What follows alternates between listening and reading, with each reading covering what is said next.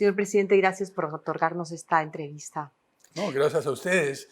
Encantado de conversar con usted, Cecilia. Usted llegó al poder en una circunstancia muy difícil, muy complicada. El Congreso había vacado al presidente Vizcarra, había puesto a Merino, al congresista Merino, la opinión pública no estuvo de acuerdo, el Congreso tuvo que retroceder y le encargan la gobernación a usted, la gobernatura a usted, precisamente porque usted pertenece a un partido político que se opuso a la vacancia. Entonces, la sensación, claro, fue, bueno, pues Sagasti le quiere dar continuidad al gobierno vacado. A estas alturas, después de que hemos visto el verdadero rostro de Martín Vizcarra, ¿no cree usted que sería importante que usted deslinde categóricamente con el señor Vizcarra? Sí, bueno, lo he hecho muchas veces. El gobierno de transición y emergencia no tiene que ver nada con el gobierno del señor Vizcarra, y menos con el del señor Merino.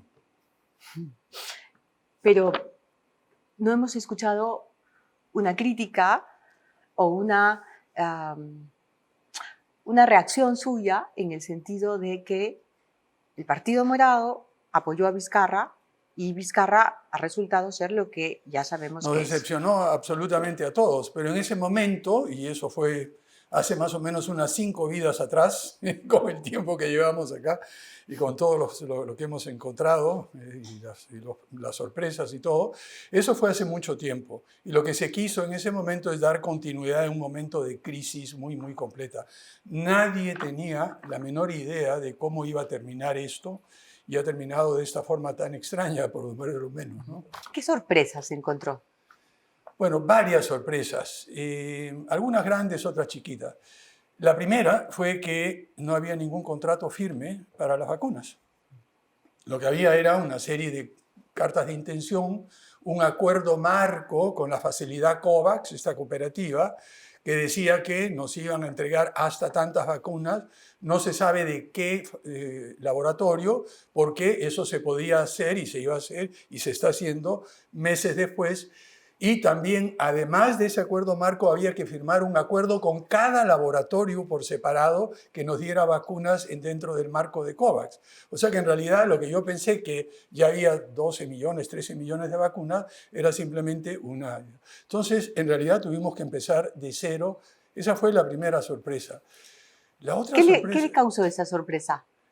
¿Indignación, No, desconcierto, miedo? mire, yo soy una persona que rara vez se indigna. Yo prefiero ver la situación, ok, acá hay un problema, ¿cómo lo resuelvo? Es decir, a veces uno gasta toda la energía en indignarse cuando tiene que gastarla en enfrentar la situación, resolver la condición o el problema, ¿no? Entonces yo lo que he hecho es, bueno, muy bien, acá no hay nada, cómo empezamos a trabajar rápido, bien, de manera ordenada, cuáles son los laboratorios con los cuales podemos hacer todo lo que se vino atrás, todas las discusiones, sorry, lo siento, ahora empecemos a trabajar en serio con cada uno y negociamos muy duro, muy fuerte y logramos lo que hemos logrado hasta este momento. En aproximadamente 100 días, 48 millones de dosis y si todo nos va bien, podemos tener un conjunto de dosis adicionales en las próximas semanas. ¿Con quiénes contó para hacer esos contactos? Porque estamos hablando de laboratorios en distintos países. Hay uno chino, hay uno inglés, un alemán, un norteamericano, por lo Bueno, menos en en primer tanto lugar, Perú. tenemos la Cancillería, los embajadores, todo el personal de la Cancillería hizo un trabajo de fondo. Pero además de eso, bueno, el haberme pasado tantos años en el mundo internacional me ha permitido conocer a una variedad de personas en diferentes lugares, momentos. Por ejemplo, en las conversaciones que tuve con el embajador chino y otras autoridades chinas, se pudo indicar de que en 1984 yo fui el relator del primer encuentro entre el Consejo Estatal de Ciencia y Tecnología de China y un grupo de expertos internacionales para conversar sobre la política de ciencia y tecnología en China. ¿Cómo se siente respecto de las instituciones? Es una pregunta compleja y difícil, ¿no?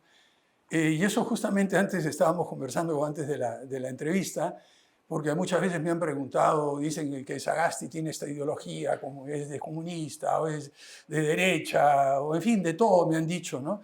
Y realmente al contestar esa pregunta, le dije, caramba, en Agenda Perú, hace 20 años, y por eso tengo este libro para darte a ti, que es el libro Perú, Agenda y Estrategia para el siglo XXI. Después de muchos años de trabajo, publicamos justo cuando cayó Fujimori. En diciembre de la caída de Fujimori publicamos este libro. Y lo más importante fue que el capítulo 7 trata sobre reformas institucionales. Y ahí planteamos reforma del Poder Ejecutivo. Me lo voy a quedar, presidente. Sí, sí, por favor. Cosa interesante, reforma del Poder Ejecutivo, reforma del Poder Legislativo, reforma de todo el sistema de justicia, pero también vimos cómo había que modificar el comportamiento de la sociedad civil y del sector privado y de los partidos políticos. O sea que la pregunta me trae a mente eso que iba a darte de todas maneras, ¿cómo encuentro las instituciones en el país muy venidas a menos? Prácticamente de lo que dijimos hace 20 años que había que hacer con instituciones, se ha hecho muy, muy poco. Tenemos 20 años de no hacer las reformas institucionales que debimos hacer hace un buen tiempo, lo que se llamaba en esa época reformas estructurales de segunda generación. Y en una circunstancia y en un momento, cuando cayó Fujimori, que era propicio y urgente. Absolutamente. Pero no solo eso. Cuando me preguntan sobre estos temas, digo, bueno, ¿por qué no se leen lo que he escrito? Yo debo ser alguno de los presidentes que tiene un track record de haber escrito sobre el desarrollo del país más grande, porque me he pasado buena parte de mi vida. Y ahí a lo largo de los años he planteado qué es lo que había que hacer con las instituciones. Por ejemplo, cuando empezó el boom de las materias primas, de los procesos, dije, miren, esto se va a acabar en 10 a 12 años. Usemos esos recursos que vienen del boom extraordinario para reforzar las instituciones, para modificar lo que estamos haciendo en salud, en educación. Eso está escrito, planteado, dicho, invertir en ciencia y tecnología. Todo el mundo se durmió sobre los laureles, pensaron de que este boom iba a durar para siempre y nos encontramos con la crisis. Y luego nos vino la pandemia y nos encontró totalmente desguarnecidos. Y la pandemia acerca de alguna manera la administración que le ha tocado, el gobierno que le ha tocado presidir. Y usted será el presidente que tuvo que soportar la pandemia, o por lo menos la mitad de la pandemia. Usted ha dicho 48 millones de dosis. Dijo, en realidad, 48.241.000 la semana pasada. Bueno, pero ¿cuántas de esas 48 millones van a llegar en el primer semestre de este 21, año 2021, y cuántas en la segunda parte? Esos 48 están programados para llegar durante el año 2021. Eso es lo que podemos decir. ¿Qué sucede con los proveedores de vacunas? Hay una escasez mundial y la producción es bastante limitada. Ya vemos, por lo que hemos visto, usted ha visto lo que ha hecho Italia. Ha impedido la exportación de vacunas de AstraZeneca, prohibido, con un contrato ya vigente de Italia a Australia. Estamos hablando entre países ricos en ese momento. Entonces, el tratar de predecir exactamente cuándo llega es un poco difícil, porque los contratos que tenemos nos dicen en el tercer trimestre, el segundo trimestre, es a lo que están dispuestos a comprometerse. Sin embargo, en el caso, por ejemplo, de Pfizer, lo que hemos hecho después de firmar el contrato por 20 millones de dosis es definir un cronograma de entrega que empieza muy chiquito, 50.000 dosis por semana durante el mes de marzo, sube a 200.000 por semana durante el mes de abril y así va aumentando poco a poco, porque esto tiene que ver con la capacidad de producción. Por eso es que casi imposible para mí decirle exactamente cuándo viene qué momento. Por ejemplo, la llegada de las dosis del miércoles pasado nos la avisaron el día domingo en la noche prácticamente. O sea que 2 días va a llegar el miércoles. Es así la situación y la incertidumbre. Yo espero, lo que aspiramos es que nos lleguen calculamos, la meta es, la aspiracional es alrededor de 10 millones de dosis. 9.9, 10 millones sería lo ideal. En el primer semestre. En el primer semestre, o si no, estirando un mes más hasta julio, ¿no? O sea que usted entregará el poder y ¿a cuántos peruanos dejará vacunados? Lo que esperamos que para esa época, si tenemos 10 millones de dosis, porque Johnson & Johnson, que es la de una sola dosis, va a llegar un poco más tarde, porque estamos ahora en las negociaciones finales en el contrato. Yo calculo que por lo menos 5 millones de peruanos estarán vacunados, por lo menos. 5 millones. 5 millones, digamos, sí se cumple lo que está estipulado. Y como le digo, es casi imposible decir exactamente qué día va a llegar, porque hay otros casos, como el caso de Sinopharm. El Consejo de Estado de China tiene que aprobar la exportación. O sea que ya aún estemos de acuerdo con el laboratorio, al final pasa por otra instancia que, como hacen en Europa, digamos, el interés nacional a veces prima sobre los contratos que firman las empresas farmacéuticas. Cuando ocurrió el escándalo que se trajo consigo a las exministras de Salud y de Relaciones Exteriores, y la forma como estaba involucrado el propio laboratorio en los ensayos clínicos, yo llegué a pensar, uy, esto puede paralizarse. ¿Y entonces qué va a pasar? ¿Hubo ese riesgo? ¿Hubo ese riesgo de que el Sinopharm dijera, ok, paramos aquí la cosa, no suspendemos las negociaciones? Acá hay tres cosas totalmente distintas, hay que tomar en cuenta. Una cosa son los ensayos clínicos, que eso se empezó hace mucho tiempo. El Perú tiene una fama bien ganada de hacer ensayos clínicos para muchos productos farmacéuticos y para vacunas también. Y se la ha ganado a pulso a lo largo del tiempo. Es un país confiable, con protocolos. Entonces, los 12.000 voluntarios de la prueba clínica, eso es totalmente aparte, aislado. Otra cosa son las dosis extras que vinieron, como ya sabemos toda la historia, y otra cosa totalmente distinta son las negociaciones que hemos tenido. Como le dije, empezamos prácticamente de cero. El 30 de noviembre tuve mi primera entrevista con el embajador de China aquí y empezamos a conversar y negociar claramente sobre el tema de vacuna. Pero yo no tenía idea, lo único que sabía es que había 12.000 voluntarios para las pruebas clínicas y que las pruebas clínicas iban avanzando perfectamente, ¿no? Entonces, no creo que una cosa afecte a otra. Yo espero que lo podamos mantener en 3 carriles distintos. Recientemente, usted dijo en una entrevista, lo que no queremos es que el que tiene plata se vacune y el que no tiene no se vacune. Y entonces eso causó una irritación muy grande entre un sector de la opinión pública, porque yo quiero entender que se trata, uno quiere ver que la vacunación sea un proceso coordinado de cooperación, una gran jornada de cooperación y de cooperación solidaria. Claro. Y entonces cuando el presidente dice, no este sector, entonces uno siente... ¿Por qué? Si deberían estar todos, la iglesia, la academia, el sector privado. Lo que quise decir, quizá fue una frase no muy feliz en un momento de cansancio, lo que quise decir es que todos los ciudadanos tienen el mismo derecho a la vacuna. ¿Ya? Porque hay algunos que se creen, porque tienen alguna posición o acceso o recursos, tienen más derechos que otros. No, ahí está, Vizcarra, Macetti. Bueno, claro. eso es lo que quise decir. No, y el tema más, como lo entiende, como todo el mundo me dice que soy un mal comunicador, la razón es que me he pasado 50 años de mi vida siendo profesor universitario y académico, y ese es el estilo en el cual me sale. Entonces, cuando trato de hacerlo más popular, a veces meto la pata, y debo confesar. Y en este caso, quizá no fue la frase más feliz, pero lo que quise decir que el derecho a recibir la vacuna no debe depender de los recursos que tenga acceso uno, sino que debe ser totalmente equitativo y sin discriminación. Entonces, infiero que lo que significa para el gobierno, para su gobierno, es que todos pueden cooperar en la medida de sus facilidades y sus posibilidades. Y lo están haciendo. ¿Cómo ve usted esta disposición del sector privado, ¿no? Del empresariado, de aportar, por ejemplo, con el proceso de vacunación?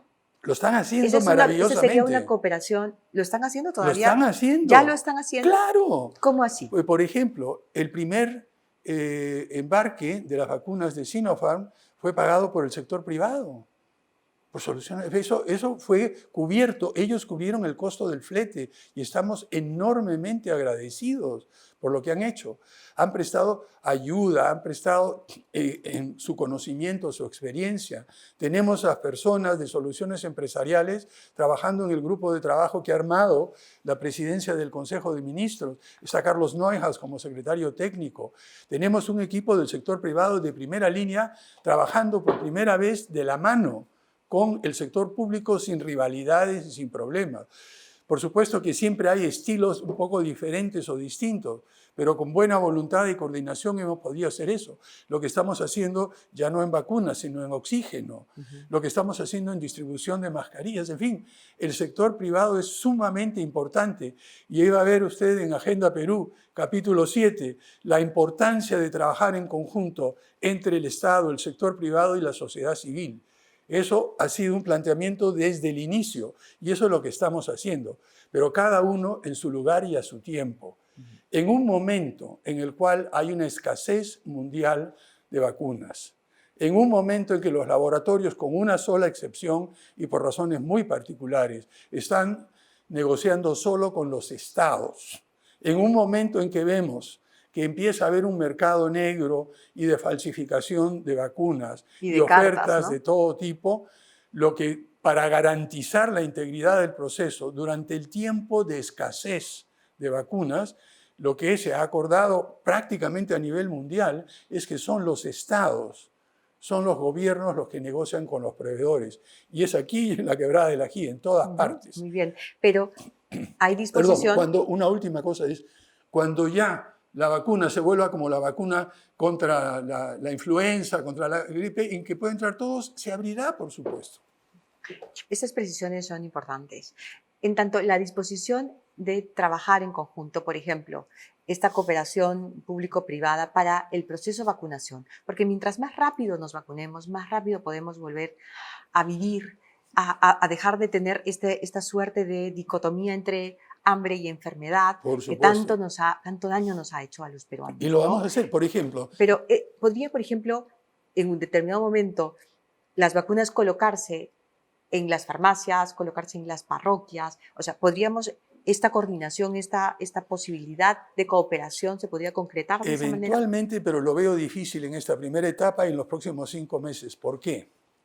Porque, en primer lugar, la vacuna es gratis, empecemos, es para todos. Las vacunas las está comprando el Estado. Y el Estado tiene el deber y la obligación de garantizar el uso correcto de los recursos del Estado.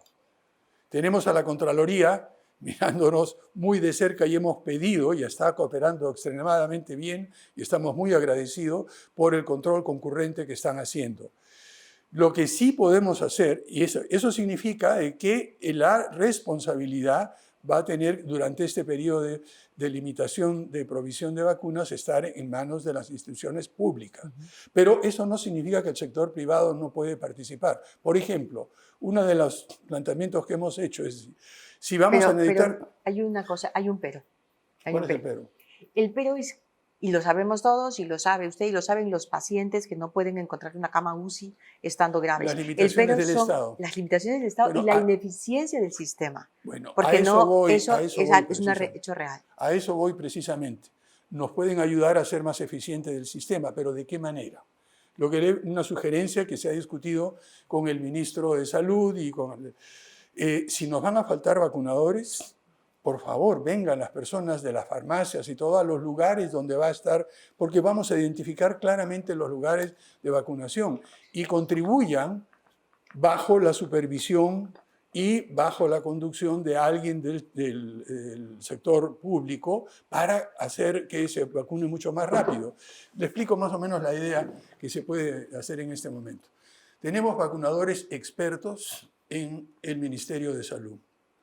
Si queremos ampliar la capacidad, bueno, que él coordine en un grupo, en un lugar de salud, a vacunadores que pueden ser prestados por el sector privado o por la farmacia. Pero imagínese usted, ¿qué sucedería si distribuimos lotes chiquitos de vacunas a cada farmacia? ¿Cómo controlamos que una vez que se termina el proceso de vacunación, ese frasquito no se guarda, se rellena, se vuelve a utilizar y empieza a entrar clandestinamente con productos adulterados? La responsabilidad en este momento del sector público es garantizar la integridad del proceso de vacunación.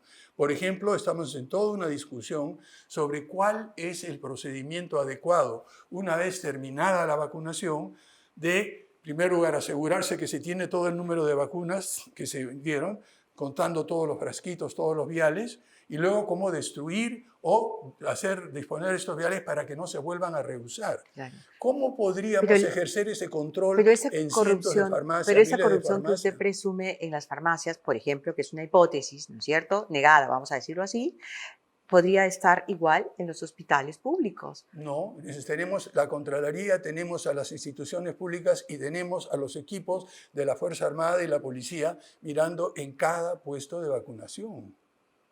Esa es la diferencia, por lo menos en esta etapa inicial, Que Cecilia. todos los profesionales, presidente, todos los profesionales que han sido formados en salud, médicos, Bueno, enfermeras, oftalmólogos, dentistas, farmacéuticos, todos ellos saben vacunar. El Perú es un país pobre, es un país donde ha habido demasiadas epidemias. La pero gente sabe vacunar. mire, perfectamente de acuerdo. No estamos diciendo de que no pueden colaborar, estamos dando una ruta, un camino. La responsabilidad es, mire lo que pasó con las pruebas. ¿Recuerda usted las pruebas rápidas, las pruebas moleculares que empezaron a venderse en el sector privado? ¿Qué sucedió?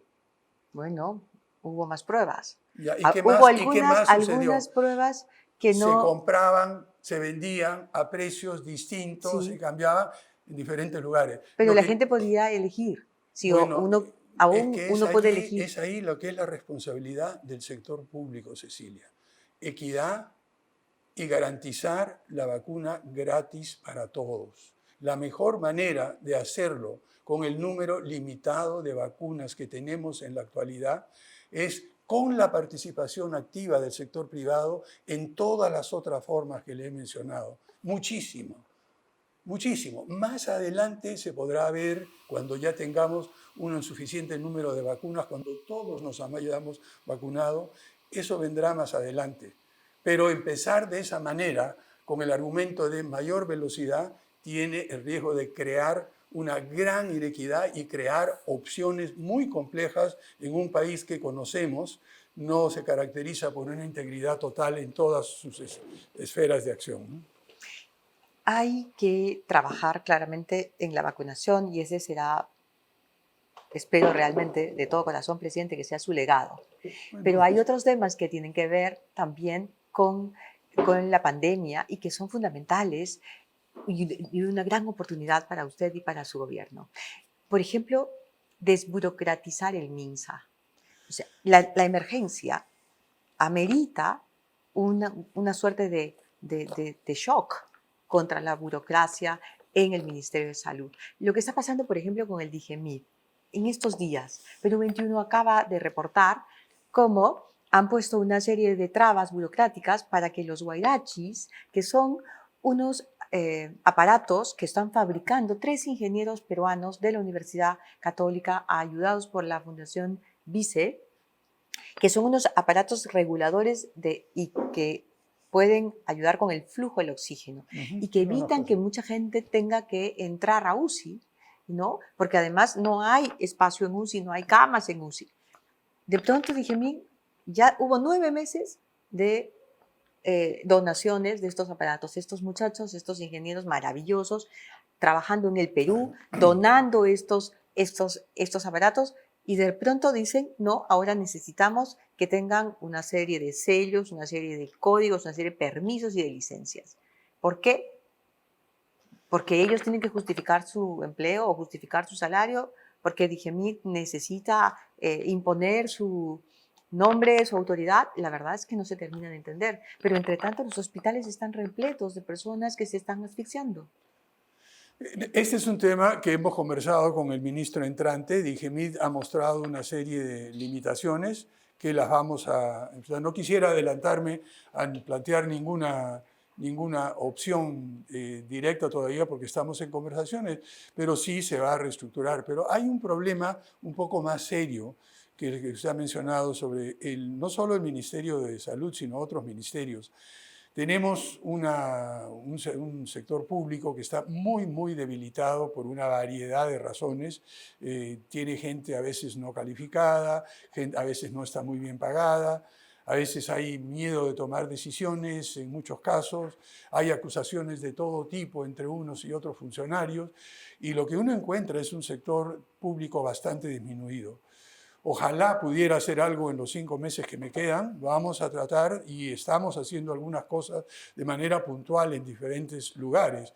Por ejemplo, algo que no se ve mucho es lo que se está haciendo en el Ministerio del Interior, con un plan de fortalecimiento y modernización, por fin, después de mucho tiempo, de la Policía Nacional. Y por primera vez están entrando gerentes de servir a manejar todo el sistema administrativo. Son pocos por ahora porque no hay muchos gerentes de servir disponibles. Pero sí, tiene razón, iremos desburocratizando y mejorando la gestión pública, por lo menos para mostrar de que es posible hacer eso en ciertos lugares. Y el otro tema que la pandemia nos pone en la mesa, digamos, es el tema de la Internet, ¿no es cierto? Hemos pasado, nuestros niños, nuestros adolescentes han pasado a estudiar, a hacer el colegio de manera virtual y los problemas por la capacidad, por la velocidad de la Internet son enormes. La gente trabaja en casa, los niños estudian en casa y los problemas son enormes. La única solución realmente es dar el salto de una vez al 5G. Y lo estamos dando. ¿Usted acaba de ver eso ayer? Sí, yo lo he publicado incluso, pero he estado investigando y lo que estamos haciendo es imitar el experimento que hicieron los ingleses al autorizar montar sobre las líneas del 4G las del 5G. Y en Inglaterra eso no ha dado resultado. Eso Se es para necesita empezar. crear un espacio nuevo, bueno, tiene que ver con dar el salto analógico en la televisión y tal, pero fundamentalmente se necesita licitar y se necesita también tener una actitud en tanto el Ministerio de Relaciones Exteriores, junto con su gobierno, usted, por supuesto, a la cabeza, para decidir si los chinos o los norteamericanos, porque esta tecnología la disputan chinos y norteamericanos. Tenemos que lograr un acuerdo de financiamiento con uno de esos dos países para dar el salto. Bueno, Es la realidad. Es la realidad, pero es una realidad. Yo voy un poquito más concreto. A mí lo que me interesa ahora es aumentar lo más rápido posible con lo que tenemos la velocidad de Internet y el acceso a Internet. ¿Y qué hemos hecho en ese tema? En primer lugar, tenemos la famosa red dorsal de miles de kilómetros, que en este momento solo se está utilizando al 5% de su capacidad. Y eso tiene que ver con un contrato que se hizo de asociación pública-privada que fue equivocado en su época, puso precios muy altos y garantizó un cierto precio al concesionario, al Grupo Azteca. Entonces, lo primero que tenemos que hacer es que esa red que está siendo utilizada al 5% y que nosotros estamos pagándole por un contrato mal hecho, mal diseñado, porque el avance tecnológico después hizo que muchos otros proveedores dieran servicios similares a un precio más bajo y por lo tanto nosotros nos quedamos enganchados con ese. En esto estamos en el proceso de resolver el contrato. No solamente resolver el contrato, esperemos hacerlo durante mi gestión, reasignar la red dorsal, ponerla al servicio público y luego licitar la última parte, es decir, a los operadores privados que llegan de todas las capitales de provincias hacia las capitales de distrito, a los distritos en un área determinada. 5G sí va a venir, pero eso viene un poco más adelante. 5G, en este momento, lo concreto es que podemos aumentar, como ya lo estamos planteando con satélite para llegar a las zonas de Loreto y Ucayali, ya se dio el paso en ese sentido y ahora el paso que estamos dando es con lo que ya tenemos, que ya está instalado y que estamos usando solo al 5%. Claro, pero es el 4G. Chile ya licitó el 5G, ya creó el espacio de banda para la transmisión del 5G. Mire, ¿Por qué no podemos nosotros dar ese salto? En ese momento, le digo con toda franqueza, es importante hacer el primer paso, ya lo hemos dado.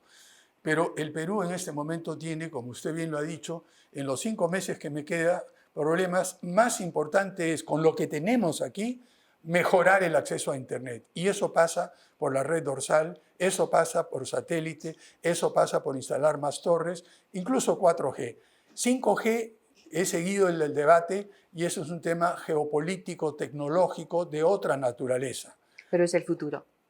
Es el futuro, pero el futuro es el futuro. y ahora estamos con el presente, y el presente es la pandemia, el presente es la educación, ahora me interesa resolver el problema de los chicos que van a ir a la escuela dentro de 3 meses, dentro de 2 meses, ¿qué? A fin de mes, perdón, No, ya ya estamos está. estamos a fin Hay de mes, algunos que lo ya más empezaron. rápido posible, entregar las tablets, ver cómo mejoramos la calidad de Internet a la velocidad que podamos. Y luego 5G lo tendrá que hacer el próximo gobierno. Digo, ya dimos el paso inicial para probar y mostrar que se puede hacer con 2 operadores que están interesados y vendremos más adelante lo que sigue. Pero lo que interesa es el problema del niño que tiene que tener acceso a Internet en un pueblo remoto, en la sierra o en la selva.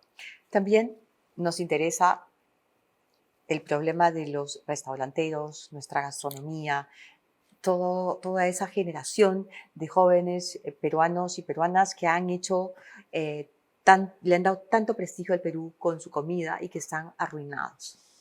¿Cuándo podemos Eso pensar dependerá del realmente en ellos? comportamiento, eso dependerá del comportamiento de la pandemia. Estamos siguiendo día a día, no solamente lo que nos sucede a nosotros con los indicadores que ya he explicado en varias oportunidades, sino también la experiencia de otros países. Y vemos las dificultades, las posibilidades. Lo que va a tener que suceder es si cambiamos el comportamiento de las personas. Le voy a decir 2 ejemplos típicos. Uno, que hemos visto un restaurante puesto en la calle, con las mesas separadas, con mascarillas, el mozo sirviendo de lo más... Otro lugar en el cual entro y veo una fonda, mesas cerradas, personas unas encima del otro comiendo y hablando al mismo tiempo en una mesita chica, sin mascarilla, sin nada, y el mozo con la mascarilla mal puesta. Si no logramos que el segundo tipo de restaurante se comporte como el primero, vamos a seguir teniendo contagio, vamos a seguir teniendo indicadores pésimos, vamos a seguir teniendo más contagiados, más hospitalizados, más camas UCI, Pero más muertes. no por el error del segundo tipo de restaurante se tiene que destruir la Definitivamente, viabilidad del pero primer eso tipo lo de que hemos restaurante. planteado es que eso requiere que los propios gremios de restaurante ayuden. Nosotros no podemos poner un policía en cada restaurante, en cada fonda, en cada lugar. Tienen que ser ellos mismos los que lo hagan. Y si no lo hacen, ¿qué otra opción nos queda, Cecilia? Lo que he planteado es que a mí me encantaría ver a los restaurantes que se comportan bien, den asistencia técnica y ayuden a cambiar el comportamiento de los que no hacen mal. ¿Y además, cómo podría hacer el gobierno para ayudarlos a cambiar esta crisis? Estamos haciendo toda una campaña de comunicación. Han cerrado muchísimos restaurantes, están a punto de quebrar otros tantos. Lo sé, lo sabemos y nos duele mucho y esperamos hemos hecho una serie hay los programas de ayuda que se han dado a través del FAE y otras posibilidades. Estamos dando los FAE a las MIPES, que incluyen a restaurantes también. Se está dando el FAE en el sector turismo. Estamos haciendo lo que podemos con los recursos, pero es ahí donde viene un dilema difícil de resolver y que tiene que ver con el comportamiento humano, aunque dicho sea de paso, no es solo en nuestro país, es en otras partes. ¿No? Acabo de leer un informe sobre el comportamiento de los restaurantes, de los dueños de restaurantes, de los chefs y de los comensales en Nueva York, por ejemplo, y ver lo difícil que es para ellos también hacer esto. Y el hecho de que, como aquí, muchísimos restaurantes están saliendo simplemente de la escena por las limitaciones reales que es necesario imponer. O sea que no es que queramos hacerlo, es que es algo que nos está sucediendo, trataremos de mitigarlo en la medida de lo posible. ¿Cuándo estima usted que ellos podrán atender los domingos y también por las noches? Va a depender para de que los puedan indicadores. recuperar. Yo no voy a estimar, ya me conoce usted, Cecilia, yo no hablo en el aire. A mí me gusta ver los datos duros. Estamos siguiendo día a día. Hemos tenido el patrón de muertes, el patrón de contagios, de nuevos casos, por ejemplo, con una ligera descenso, un ligero descenso durante los últimos casi 5 a 6 días. Hemos visto un repunte chiquitito en el promedio móvil del último día. Entonces, no lo sé. En el momento en que veamos que esto es una tendencia sostenida hacia abajo, ahí se irá abriendo progresivamente. Pero tenemos la responsabilidad de hacer lo que usted me acaba de decir hace un rato, evitar más camas UCI, evitar más contagiados y todo. Entonces es una situación extremadamente difícil y estamos haciendo lo que humanamente es posible hacer, mirando no solamente nuestra situación, sino los ejemplos de otros países. Usted mira las cifras además duras, y las mira y las revisa. Usted ha sido profesor de la Universidad del Pacífico La y Católica y de la Católica. y de la Escuela de Negocios Wharton y del Instituto de Empresa en Madrid. Tiene muchos alumnos, exalumnos, por supuesto, que están muy preocupados en estos tiempos. Nosotros les pedimos columnas para publicar, los leemos en otros diarios, por el populismo que empieza a crecer de una manera, yo diría, vertiginosa en las propuestas políticas, en casi todas, y que van directamente a desestabilizar, por ejemplo, el régimen fiscal, a desestabilizar incluso las inversiones y las posibilidades de traer más inversiones al país. ¿Qué les diría usted a esos alumnos, a sus exalumnos? Mire, el único problema, yo a mis alumnos es otra cosa, pero esto es una manera indirecta de hacerme una pregunta sobre candidatos y no la voy a responder. No estoy preguntando sobre candidatos. Estoy preguntando sobre el Congreso, presidente. Me ha hecho usted reír. No, ahí yo no quiero entrar. Estoy preguntando sobre el Congreso. En neutralidad electoral en ese tiempo. Las posiciones sobre el Congreso las están sobre la mesa. Están dichas con toda claridad, las veces que hemos observado, las veces que hemos pedido al Tribunal Constitucional que se pronuncie. Yo tengo excelentes relaciones con el Congreso. Por semana estoy reuniendo 2 o 3 reuniones con voceros de diferentes bancadas para escuchar sus puntos de vista y expresarles los nuestros. Así que el comportamiento con respecto a este tipo de normas que menciona usted lo hacemos con papel en mano y sobre la mesa. Y el comportamiento en general no lo vamos a decir porque eso implicaría involucrarse en la campaña electoral. Cuando le encargaron la presidencia, ¿imaginó usted los problemas que tendría que enfrentar? Sabía que había muchos problemas, pero ¿imaginó la magnitud y a la vez la pequeñez? No, yo siempre he visto, he trabajado en alguna, nunca he sido funcionario público, siempre he donado mi tiempo, como por ejemplo como presidente del Consejo Directivo de FinCit, que luego fue Innovate Perú, fui presidente del Consejo Directivo sin sueldo durante 5 años, primero 3 y luego 2, sin cobrar un solo centavo, dedicando en lo que fue en ese momento hasta un 25 o 30% de mi tiempo. Conozco el sector público, pero nunca he estado metido adentro en el día a día, y menos aún en un cargo de tan alta responsabilidad. No me imaginé que había tantos problemas de tanta, ¿cómo le podría decir?, tan diversos, tan dispersos, que hacen extremadamente difícil la labor de gobernar un país tan rico, con tanto potencial como el Perú, y al mismo tiempo con debilidades en sus instituciones, tanto públicas como privadas. ¿Y qué siente cuando lo critican con mucha dureza desde un lado y desde otro? ¿Qué sensación le causa esas críticas? Mire, al principio me molestó un poco, pero luego me di cuenta que es parte del territorio. Yo sé quién soy, yo sé lo que estoy haciendo, yo sé hasta dónde llego y sé que estoy haciendo lo mejor que puedo. Si no sale bien, quizá otro lo hubiera podido hacer mejor, de repente, pero hago lo mejor que puedo en cada momento, consigo los mejores colaboradores que puedo, escucho los mejores consejos y trato de ser. Por lo tanto, cuando uno da hasta lo más que puede y un poquito más, encima uno tiene que estar tranquilo de cualquier crítica porque sabe que hasta ahí puedo llegar y lo he hecho. Me critican por un lado de incompetente, 2 cosas que no pueden decir absolutamente nada, ni un atisbo de corrupción, ni un atisbo de esconder las cosas, ni un atisbo de mentir, ni un atisbo de falsedades. Podré equivocarme a veces, porque no encuentro el término exacto, pero jamás van a encontrarme a mí en una situación en que adrede digo una cosa distinta a lo que es. Entonces, eso me da tranquilidad, Me da tranquilidad. Ya al principio me molestaba, ya no. Eso es parte del puesto. Además, estamos en un gobierno que no tiene, prácticamente, no tiene bancada, no tiene partido, porque desde el momento que me eligieron presidente en el Congreso, los 97 congresistas, muchos de ellos que estaban en contra mía, pero votaron a favor de estar acá, me di cuenta de que este iba a ser un trabajo muy solitario del gabinete y del presidente. Y básicamente no tenemos ese tipo de apoyo. ¿Desde entonces no se reúne usted con Julio Guzmán ni con los dirigentes del No he Partido hablado Morado? con Julio Guzmán desde que tomé, no lo he visto desde, ¿qué día fue? El 16 creo que fue, o el 17 en la mañana de noviembre. No lo he vuelto a ver. No ¿No han hablado por teléfono? Hemos hablado a la carrera una vez por un problema cuando él cayó enfermo de COVID, lo saludé para desearle la mejor, etc.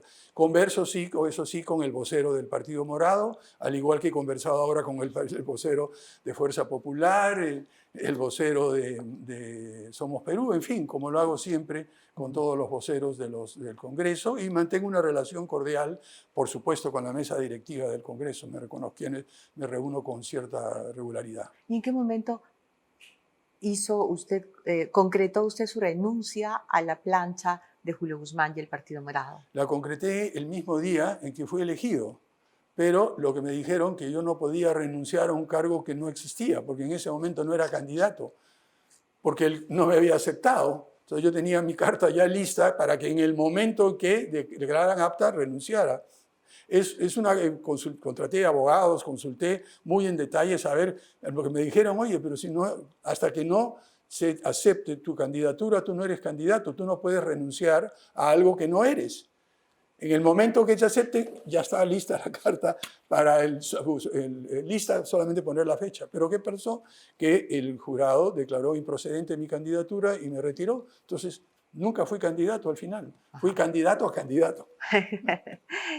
Presidente, y una pregunta que, bueno, tengo que hacerle porque no podemos olvidar que estamos en el año 2021. ¿Qué vamos a hacer con las celebraciones del Bicentenario? ¿Las vamos a postergar para el 2024? ¿Qué vamos a hacer con el Bicentenario? Yo creo que vamos a tener que hacer dos cosas, ¿no? Yo creo que va a tener que ser una celebración reflexiva. Creo que a 200 años de la independencia debemos reflexionar más sobre estos 200 años, las oportunidades que hemos perdido, qué es lo que no hemos hecho bien para estar en una situación tan crítica en todos los órdenes, en salud, en economía, la situación social, la situación de seguridad, la situación ética, moral. Hemos visto todo ese paquete. Yo creo que deberían ser una efemérides de reflexión y de reexamen de cuál va a ser nuestro futuro. Yo creo que eso sería. Espero que en unos pocos años más, ya con la pandemia detrás de nosotros y todo, cuando al fin salimos en 1824 con la batalla de Ayacucho y logramos sacar por completo a los españoles, podamos celebrar el segundo bicentenario de la independencia de una manera con mucho más alegría y realmente una celebración en toda regla y en todo orden, que no es lo que sería adecuado en la actualidad. Se extraña la alegría. Los peruanos tenemos muchas razones para sufrir, pero tenemos siempre razones para reír, para bailar, y ahora no podemos hacerlo. No, y la otra cosa, es decir, realmente, y por eso es que es importante recordar lo que hicimos en Agenda Perú, el enorme potencial que tiene nuestro país. Tenemos riquezas de todo orden, tenemos gente emprendedora, tenemos gente solidaria, con ganas de hacer cosas. Tenemos una comunidad científica pequeña, pero que ha dado de sí lo más. Tenemos, en fin, de todo. ¿Por qué no nos hemos podido organizar? Si algo tenemos que reflexionar es cómo hacer que nuestro país, durante los próximos años, realmente celebre su independencia, realmente se vuelva independiente en el sentido pleno de la palabra. Es decir, darnos la libertad de poder ser lo que podemos ser. Gracias, presidente. Gracias por su tiempo.